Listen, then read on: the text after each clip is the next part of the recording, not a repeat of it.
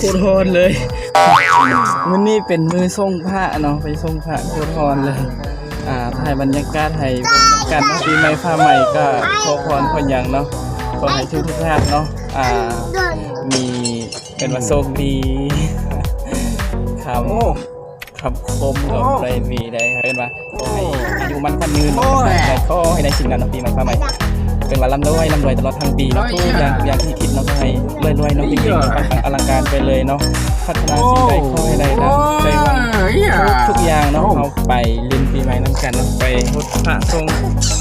พรเนาะขอพรนำพระเนาะวันนี้ไปพร้อมกันก็จะมีบรรยากาศเล็กๆน้อยๆโคตรฮอนเลยแบบนี้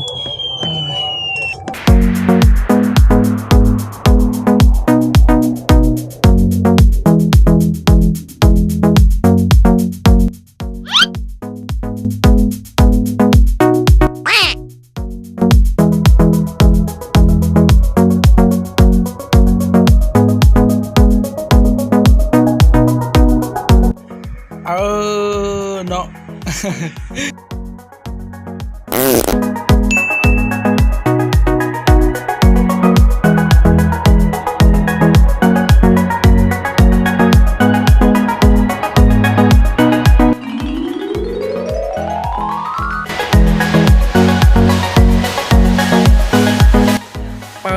โคตรงามเลยเรื่องอีกพระธาตุหลวงนะโคตรงามเลย